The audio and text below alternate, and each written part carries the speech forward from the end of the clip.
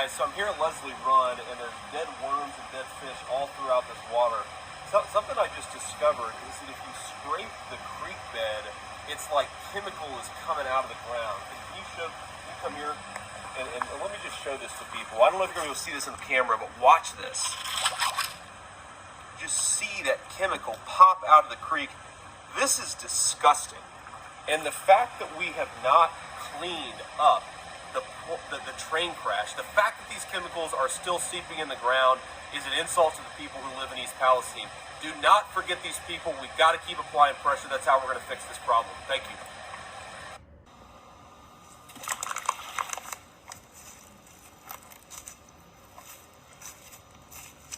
Wow. Look at all that. Look at it. It's all in the bottom of the creek bed.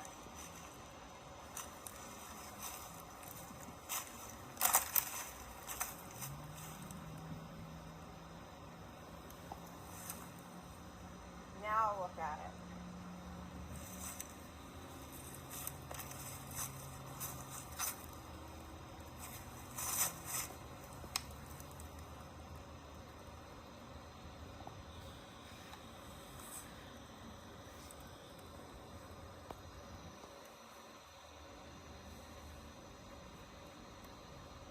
But they burned all the chemicals off of there, right? That's what I heard, yeah.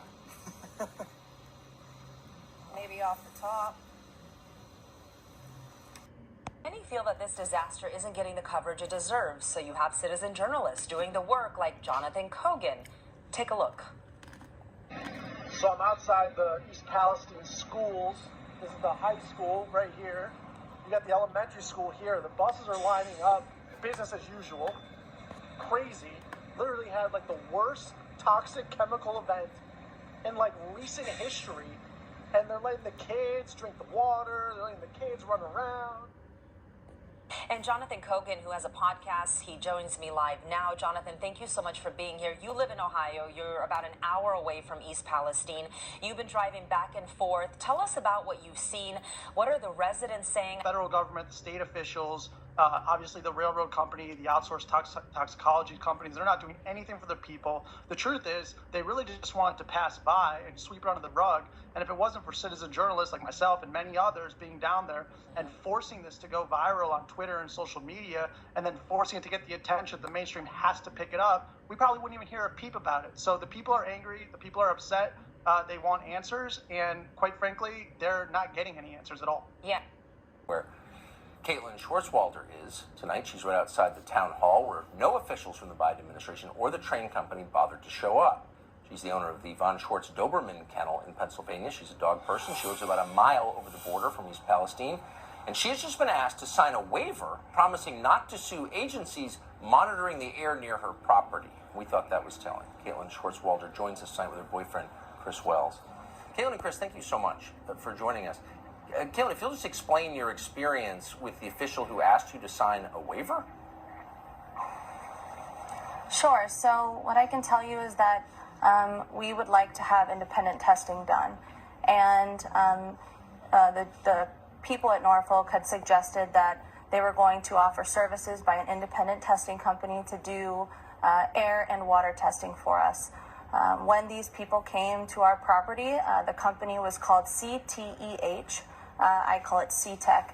And they had approached our property, came to our driveway and said, you know, we're here to test the water and soil. And I said, okay, so you guys are independent from Norfolk. And they said, well, not exactly.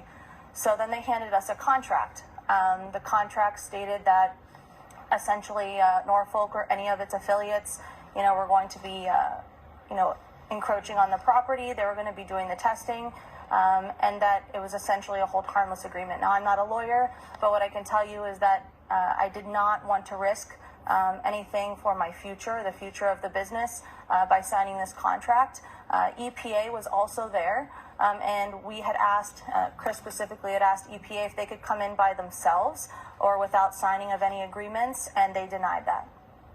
Well, yeah. I mean, having the company whose train derailed test for the effects of the derailment is a little like putting Pfizer in charge of the FDA. Oh, I guess we did that.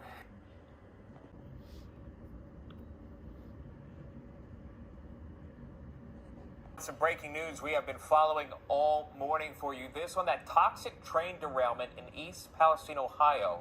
So we've been telling you this morning that we have had video journalist Nick Sorter heading to the scene of the derailment to bring us a live report, again, from that very area. We're told Nick did go to the scene. He made it there, but then told our producers he got so sick from the fumes that he was unable to come back on live television for that live report. Again, that according to the video journalists we've sent out there.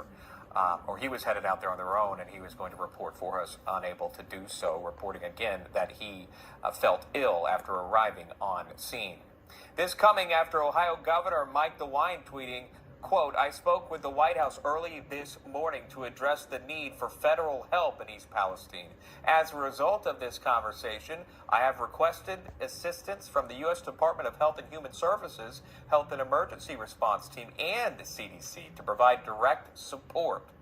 Now, this comes as Senators J.D. Vance and Sherrod Brown are set to visit that very scene this afternoon. Not only the two senators, but the administrator of the EPA heading to the site as well. A developing situation again in East Palestine. It continues to get even more attention, all spilling over after that town hall last evening. It was going to be, remember, this town is about 5,000 in population. Well, they had such an outcry from the residents in East Palestine that they had to move that town hall to a gymnasium and even filled that one up with frustrated residents and families that live out in that area. They're concerned about the drinking water. They're concerned about air quality. They're also concerned about the soil. That's, again, one of the big focuses there. The soil, which apparently some of these chemicals are still embedded within that area.